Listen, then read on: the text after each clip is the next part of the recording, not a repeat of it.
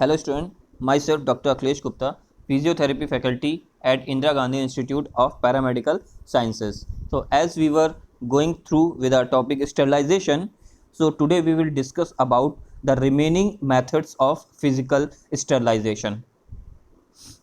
So जिसमें सबसे पहला आता है फिल्ट्रेशन। फिल्ट्रेशन का जैसे कि नॉर्मल अगर शब्द की बात करें, फिल्ट्रेशन का मतलब फिल्टर करना यानी कि छानना। This method is very useful to sterilise the liquid which are more sensitive to heat. तो जैसे कि अभी तक आपने देखा था, सनलाइट हुई, ड्राई हीट हुई, मॉइस्ट हीट हुई, ये सब जितने भी मेथड्स थे ये सब आपके क्या या तो स्टीम से थे, या तो भाप से थे, या डायरेक्ट आग पे रखने वाले थे, ठीक है, या रेस से थे। सनलाइट की अगर बात करें तो ये सारी ही वैसी थी। तो इसमें ऑब्जेक्ट्स को किया जा रहा था। तो जैसे कि अब फिल्टर की हम बात करेंगे तो फिल्टर में वो चीज़ें हम साफ़ करते हैं जो हीट सेंसिटिव होती है, यानी कि जो हीट को बर्दाश्त नहीं कर पाती हैं, ठीक है, चाहे वो ऑब्जेक्ट हो चाहे कोई भी चीज़ हो, जो हीट को बर्दाश्त नहीं कर पाते हैं, ठीक है, उनकी हम बात करेंगे। This method is very useful to sterilise the antibiotic solution, carbohydrate solution and various other solution. तो जैसे कि आपने ध्यान दिया होगा, देखिए इसमें सारे सोल्यूशंस ही हैं, antibiotic, carbohydrate and various other solution. तो यानी कि ये क्या है, मेनली अगर हम बात करें तो ये लिक्विड मटेरियल की बात करें या फ्लूइड की बात कर रहे हैं, तरल पदार्थ की बात कर रहे हैं जिनको छान सकते हैं हम, ठीक है, जो हीट सेंसिटिव होते हैं, यानी कि अगर हम हीट में उनको उबालेंगे या डायरेक्ट स्टीम से करेंगे तो कुछ ना कुछ दिक्कत हो जाएगी, ठीक है, तो वो सेंसिटिव होते हैं। तो इसमें हम सिर्फ लिक्विड चीज़ों को छानते हैं। जिसमें सबसे पहला आता है earthenware filter. In this filter the liquid is forced to flow in the hollow candles. तो कैंडल का मतलब है, कैंडल शेप का मतलब है, कैंडल से वो वाला मतलब नहीं जो आप घर में यूज़ करते हैं, वो अगर सही तरीके से देखा जाए तो उसको हम मोमबत्ती बोलते हैं, यानी कि कैंडल स्टिक होती है वो, ठीक है, वैक्स स्टिक होती है वो, लेकिन वो कैंडल शेप की होती है इसलिए हम उसको कैंडल बोलते हैं, ठीक है, वो वैक्स स्टिक होती है, मोम की बनी होती है, ठीक है। तो देखिए इसमें देख सकते हैं, ये देखिए, तो अब ये कैसे किया जाता है, ये जो आप देख रहे हैं इसको आप अगर ध्यान देंगे तो आपके घर में जो मैनुअल यानी कि बिजली से नहीं चलने वाला, यानी कि मैनुअल चलने वाला, जो बिजली के कनेक्शन से ना चलता हो, प्योरीफायर, ठीक है, आपके घर में जो होगा उसमें ये लगा रहता है, रॉड होता है, ये लगा रहता है, ये पानी को प्योर करता है, ठीक है, पानी इसके थ्रू होते हुए जाता है और फिर बाहर निकलता है तो वो छना हुआ पानी निकलता है। तो इसको आप वहाँ देख सकते हैं। नेक्स्ट है एस्बेस्टॉस फिल्टर। एस्बेस्टॉस फिल्टर क्या है, ये देखिए आपका डिस्क नुमा है, जैसे आपकी डिस्क होती ना गोल, वैसे होता है, ठीक। जैसे आपने अगर अपने इंटरमीडिएट में या हाई स्कूल में केमिस्ट्री लैब में देखा होगा, ठीक है, एक आपको पेपर मिलता था, ठीक है, फिल्टर पेपर, ये ठीक उसी तरह से होता है, ठीक है, दिखने में वैसा ही होता है। It is form by magnesium silicate. ये किसका बना होता है, मैग्नीशियम सिलिकेट का। And use to remove the pathogen, यानी कि ये ऐसी गंदगी को दूर करता है जिससे कोई इन्फेक्शन हो सके, जो कोई पैथोलॉजी क्रिएट कर सके, ठीक है, उनको। तो इसीलिए इसका यूज़ कहाँ करते हैं हम, मास्क में करते हैं। कौन से मास्क, गैस मास्क, जैसे कि आपके गैस मास्क मतलब कि कहीं ऐसे गैस का काम होता हो जहाँ गैस लीकेज का डर हो, या कहीं गैस लीक कर गई हो और वहाँ बचाव दल जाए, तो वो बचाव दल ये मास्क पहन के जाता है, आपने देखा भी होगा ये।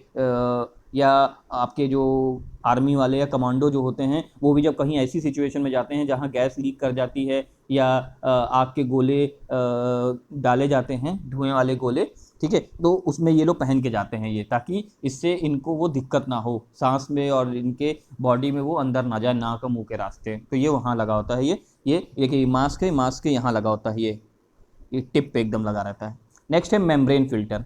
Membrane filter it is formed by cellulose nitrate. तो ये सेलुलोज नाइट्रेट का बना होता है, ये भी एस्बेस्टॉस फिल्टर की ही शेप का होता है, लेकिन ये किसका बना होता है, सेलुलोज नाइट्रेट का बना होता है, पॉलिस्टर का बना होता है। They filter impurities from the liquid. तो अगेन फिर से पानी को साफ करने वाली फिल्टर की बात करेंगे, तो जैसे आजकल आप देख रहे हैं इलेक्ट्रॉनिक फिल्टर जो घर में लगे थे, आर ओ लगा रहता है, या आर ओ प्लांट या आर ओ मशीन लगी होती है सभी के घर में आजकल लगभग, तो उसमें जो रॉड लगा रहता है वो ये होता है, देखिए ये देख रहे हैं, ये डिस्क है, डिस्क शेप फिल्टर है, और ये इसमें लगा रहता है, ये देखिए इसमें ये अंदर से लगा रहता है, ये पानी को छानता है ये, ठीक है। अब इसके अलावा साफ करने के अलावा और क्या काम है फिल्टर के, other uses of filtration, separation of soluble product of bacterial growth, example toxin, यानी कि ऐसी चीज़ों को छानता है जिसमें बैक्टीरिया होते हैं और जो पानी में घुलने की क्षमता रखते हों, ये उनको भी साफ करता है, उनको भी छानता है।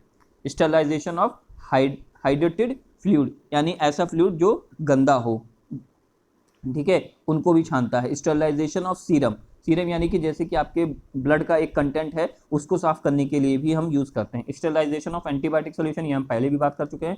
स्टरलाइजेशन ऑफ ब्लड प्रोडक्ट यानी कि खून के जैसे कि प्लाज्मा, प्लेटलेट, सीरम, इन सबको छानने के लिए भी काम आता है, साफ करने। और प्योरिफिकेशन ऑफ वाटर यानी कि पानी को साफ करने के लिए भी हम इसका इस्तेमाल करते हैं। नेक्स्ट है ड्रॉबैक ऑफ फिल्ट्रेशन, यानी कि फिल्ट्रेशन और टेक्निक जो है और मेथड जो हैं आपके फिजिकल के, उनसे कहाँ पीछे रह जाता है, यानी इसकी कमी क्या है।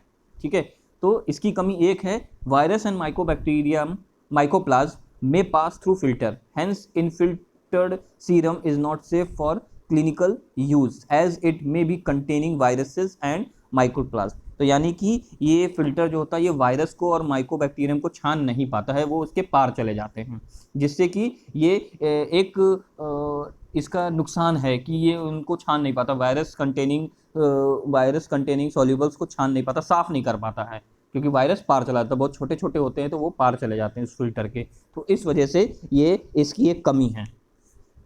तो आगे बढ़ते हैं, हम बात करेंगे नेक्स्ट फिजिकल मेथड की, रेडिएशन की। रेडिएशन यानी रेज, ठीक है, किरणें। तो इसमें पहले हम बात करेंगे अल्ट्रावायलेट रेडिएशन। अल्ट्रावायलेट रेडिएशन यानी वही सनलाइट से निकलती हैं, उसकी हम बात करेंगे। It is chief bacteriocidal factor present in the sunlight. तो अगर हम इसके नेचुरल स्रोत की बात करें, यानी नेचुरल सोर्स की बात करें, कहाँ से आता है, तो नेचुरल सोर्स इसका सनलाइट है। जब हमने सबसे पहले बात की थी सनलाइट की, ठीक है, फिजिकल मेथड में सबसे पहले हमने बात की थी सनलाइट की, उसमें हमने बात की थी कि उसकी किरणें क्या करती हैं, जमे हुए पानी को, कहीं भी पानी जमा हुआ हो, रिवर हो, लेक हो, आपका पानी का टंकी हो, उनको साफ करता है। और कैसे, इसका बैक्टीरियोसाइडल इफेक्ट होता है, यानी कि ये बैक्टीरियोसाइड यानी कि ये बैक्टीरिया को खत्म करने की क्षमता रखता है, ये बैक्टीरिया को रोकता नहीं, उसके ग्रोथ को रोकता नहीं है, ये बैक्टीरिया को सीधे खत्म ही कर देता है। ठीक है, अब हम, ये तो हो गया आपका नेचुरल सोर्स, अब हम इसको आर्टिफिशियली भी बनाते हैं। ठीक है, कॉमनली यूज्ड यूवी लैंप के फॉर्म में बनाते हैं, अल्ट्रावायलेट लैंप के फॉर्म में हम बनाते हैं आर्टिफिशियली। अब ये कैसे बनाते हैं और क्यों, मतलब क्यों होता है इसका, ये इसलिए होता है क्योंकि जहाँ सूरज की किरणें डायरेक्टली नहीं पहुँच सकती कमरे के अंदर, हॉस्पिटल्स के कमरे के अंदर, उसको भी स्टेरलाइज करना है या उसको स्टेरलाइज बनाए रखना है, ठीक है, तो उसके लिए भी ये मददगार होता है। तो उसके लिए हम क्या बनाते हैं, UV lamp of low pressure mercury vapour type whose length is 253.7 mm।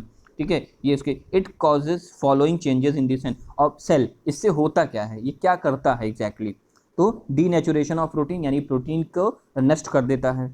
Damage DNA को नष्ट कर देता है। जो जब डीएनए नष्ट हो जाएगा तो क्या होगा, चीज़ आगे रेप्लिकेट नहीं होगी, मल्टीप्लाई ही नहीं होगी। इनहिबिशन ऑफ डीएनए रेप्लिकेशन, वही जो हमने बात की थी कि ये डीएनए को बढ़ने से रोकता है, 1 से 2, 2 से 3 मल्टीप्लाई होने से भी रोकता है। डिस्ट्रक्शन ऑफ साइटोप्लाज्मिक रिप्रेसर, ठीक है, साइटोप्लाज्मिक जो आपका होता है, ठीक है, उसमें उसको ख़त्म कर देता है ताकि वो उसको दबा ना पाए। ठीक है, ये उसको ख़त्म कर देता है। अब यूवी लैंप का, यूवी जो लैंप है उसका यूजर्स क्या क्या हैं, क्या क्या किस किस काम में हम इस्तेमाल करते हैं। वैसे तो मेन काम वही है कि माइक्रो ऑर्गेनिज्म को ख़त्म करना, लेकिन किस तरीके से, तो killing of organism, making bacterial and viral vaccine बनाने में भी काम आता है ये। ठीक है, prevention of air born infection in operation theatre, public places and bacteriological laboratories. तो जैसे कि अभी हमने बात की थी कि ये कहाँ के लिए यूज़फुल है, बंद कमरों के लिए, जहाँ डायरेक्ट सनलाइट नहीं पहुँच सकती है वहाँ के लिए बहुत यूज़फुल है, जहाँ इन्फेक्शन होने की बहुत चांस है, जैसे कि ऑपरेशन थिएटर, पब्लिक प्लेसेस जहाँ भीड़ बहुत ज़्यादा इकट्ठा होती हो, और बैक्टीरियोलॉजिकल लेबोरेटरी जहाँ मतलब इन पे एक्सपेरिमेंट्स होते हों, जहाँ बैक्टीरिया का, ऐसी लेबोरेटरी जहाँ बैक्टीरिया के ऊपर काम होता हो, वहाँ के लिए ये यूज़फुल है। ये देख सकते हैं कि ये हॉस्पिटल वाला चैम्बर है, कमरा है, उसके अंदर ये आपको ये दिख रहा है, ये यूवी लैंप है। ठीक है, ये यूवी लैंप है आपका।